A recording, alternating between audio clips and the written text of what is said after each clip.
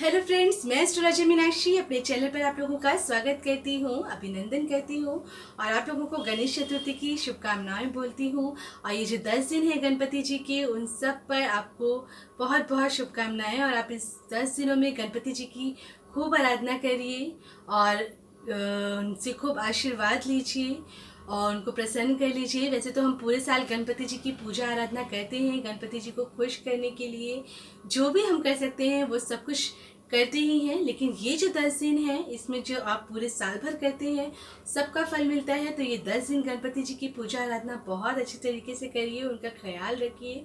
अगर आप उनको घर पर लेकर के आए हैं तो उनकी सेवा करिए और गणपति जी को इको फ्रेंडली गणपति लाइए अपने घर पर, ताकि उसको विसर्जित करना भी आसान हो और वो मिट्टी आसानी से घुल सके नदी में और समुद्र में।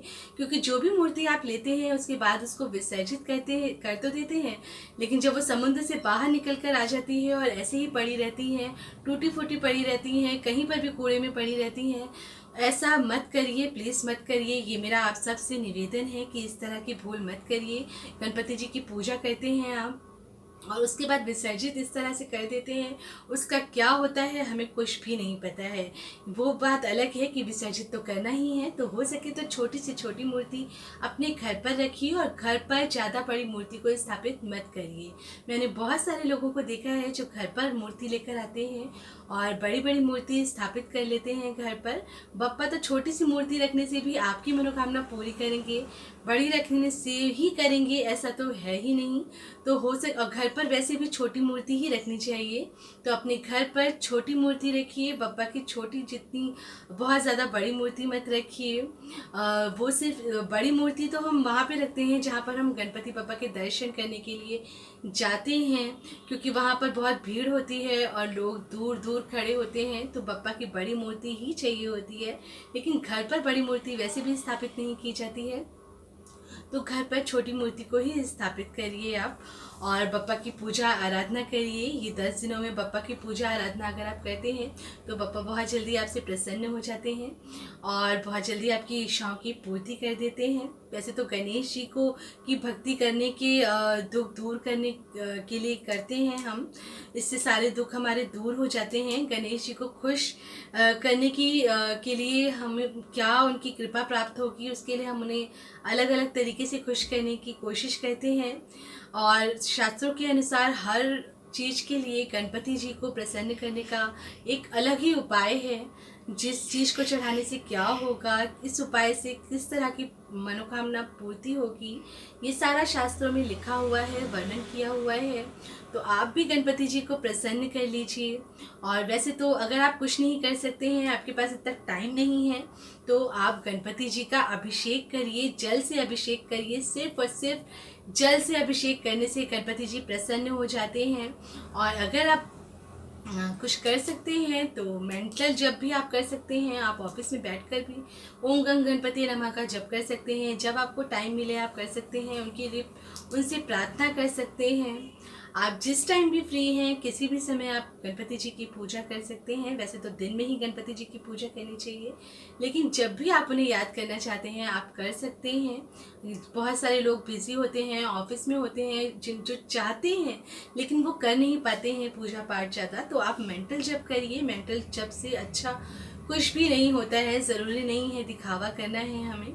आप जो भी कर सकते हैं उतना करिए। और अगर आप बहुत ज़्यादा कष्ट में हैं, बहुत ज़्यादा परेशानी में हैं, तो आप गणपति जी का अभिषेक करिए, सिर्फ और सिर्फ जल से अभिषेक कर दीजिए, वो उससे बहुत प्रसन्न हो जाते हैं। और अगर आप ज़्यादा कुछ कर सकते हैं तो पंचामृत से भी अभिषेक करिए, इससे आपकी जो भी मनोकामनाएं हैं वो गणपति जी पूरी करते हैं।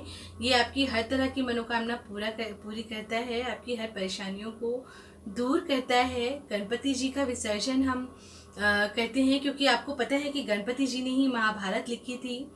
जो व्यास जी थे उन्होंने गणपति जी को बोला था महाभारत लिखने के लिए, तो गणपति जी ने महाभारत लिखी थी क्योंकि गणपति जी बहुत एक्सपर्ट थे लिखने में। उन्होंने बहुत जल्दी जल्दी महाभारत लिखी थी और बहुत जल्दी ख़त्म कर दी थी। जब वो महाभारत उन्होंने लिखी थी तो उनका जो शरीर था वो बहुत ही हीट कर रहा था, जो तापमान था वो बहुत ज़्यादा था, वो बहुत गर्म हो गए थे। वो उसके लिए व्यास जी ने गणपति जी पर लेप लगाया था, मिट्टी का लेप लगाया था। बट वो उस मिट्टी का लेप लगाने से गणपति जी बहुत वो उनकी जो वो अकड़ गए थे उसकी वजह से, तो उसके लिए उन्होंने उनको नहलाया था, जल से नहलाया था, जल में उन्हें डाला था ताकि वो शांत हो सके, उनका जो बॉडी हीट कर रहा है वो ठीक हो सके, शरीर जो उनका गर्म हो गया है उसको ठीक करने के लिए उन्होंने उसको इसमें डाला था। इसलिए हम हर साल गणपति जी से अपनी मनौतियाँ मांगते हैं, उनको घर लेकर के आते हैं, उनकी पूजा आराधना करते हैं और उसके बाद उन्हें विसर्जित कर देते हैं। और गणपति बप्पा मोरया, अगले बरस तू जल्दी आ, ऐसा बोलते हैं हम, ताकि हर बार गणपति बप्पा हमारे घर पर आए और खुशियों से भर दे हमारे घर को। तो ये गणपति हमारे लिए ये साल सबके लिए बहुत अच्छा जाए। मेरे इस यूट्यूब चैनल पे जितने भी लोग हैं उन सबके लिए मैं यही प्रार्थना करती हूँ, सबके लिए अच्छा जाए, हमारे लिए अच्छा जाए, हमारे इस यूट्यूब परिवार के लिए अच्छा जाए। तो आप लोग भी हो सके तो कमेंट बॉक्स में गणपति बप्पा मोरया या जो भी आपके इष्ट हैं, जिनको भी आप मानते हैं, ओम नमः शिवाय या कुछ भी अगर आपको लगता है तो प्लीज़ कमेंट में लिखिए, जय माता दी, गणपति बप्पा, जय महाकाल, जो भी, बट कुछ तो लिखिए। ऐसा तो करिए ज़रूर, इसको करने से तो कोई प्रॉब्लम नहीं है, आप वैसे भी बोलते ही हैं, तो कमेंट बॉक्स में भी लिखते जाइए। अगर आपको मेरा चैनल अच्छा लग रहा हो तो इसको लाइक शेयर और सब्सक्राइब जरूर करिए, ताकि मुझे भी अच्छा लगे और मैं भी और वीडियोस बनाऊं, ताकि मुझे भी ऐसा लगे कि कोई मुझे पसंद कर रहा है, कोई मुझे सुनना चाहता है। ऐसे तो मुझे पता ही नहीं चलता है कि किसी को मेरा वीडियो अच्छा भी लग रहा है या नहीं लग रहा है।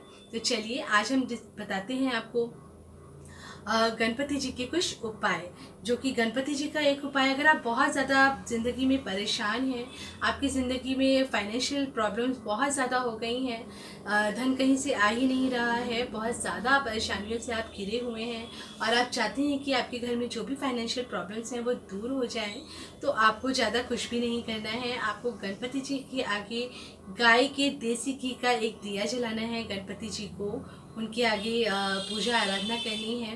ओम गंग गणपति नमः का भी आप जप कर सकते हैं। और गणेश जी को दूर्वा बहुत पसंद होती है, आप कोई भी उपाय करिए उनको दूर्वा ज़रूर चढ़ाइए, चाहे जितनी भी चढ़ाइए लेकिन चढ़ाइए ज़रूर। और गणपति जी के पैरों में दूर्वा कभी भी मत रखिए, उनकी सूंड के पास रखिए, उनके माथे पे रखिए, दूर्वा को जरूर चढ़ाइए, दूर्वा गणपति जी को बहुत पसंद होती है। और तुलसी कभी भी गणपति जी को नहीं चढ़ानी चाहिए। बहुत सारे लोग होंगे जिनको ये पता होगा, लेकिन अगर किसी को नहीं पता है तो मैं बता देती हूँ आपको कि तुलसी का भोग कभी भी गणपति जी को नहीं लगाया जाता है।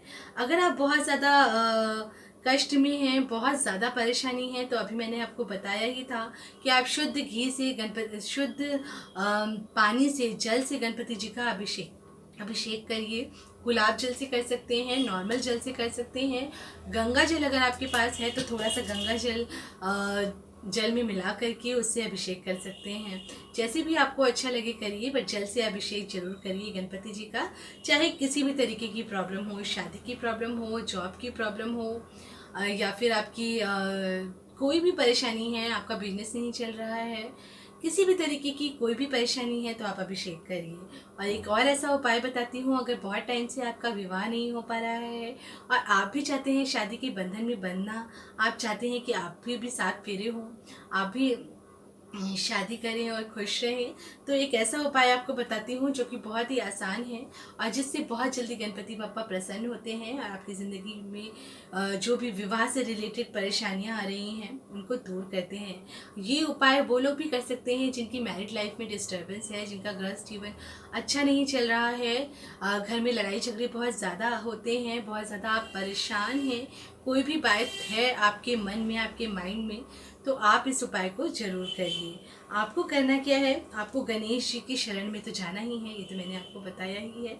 सबसे पहले प्रथम पूज्य गणपति जी की शरण में जाइए। गणपति जी की अगर पीली मूर्ति आपको मिल जाती है तो पीली मूर्ति की स्थापना करिए। दूर्वा से बने हुए गणपति जी की भी आप स्थापना कर सकते हैं। दूर्वा के गणपति जी आपको बनाने पड़ेंगे खुद ही, अगर आप किसी भी तरीके से जैसे चाहें वैसे बना सकते हैं। और सबसे आसान तरीका मैं आपको बताती हूँ, आप एक कागज़ ले लीजिए, उस पर बना लीजिए, स्केच कर लीजिए उसको, और उसके बाद उस पर दूर्वा चिपका दीजिए और गणपति जी दूर्वा की बना लीजिए। ये बहुत ही इजी तरीका है। और अगर और कोई भी तरीका आप करना चाहते हैं, जिस तरह से आप गणपति जी बनाना चाहते हैं दूर्वा के, आप बना सकते हैं और दूर्वा के गणपति जी की पूजा आराधना करिए। ऐसा करने से आपकी ज़िंदगी के सारे भी जितने भी कष्ट होते हैं, कोई भी परेशानी होती है, वो दूर हो जाती है। सारे कष्ट आपके मिट जाते हैं, दूर हो जाते हैं। अब आपको करना क्या है, ये उपाय तो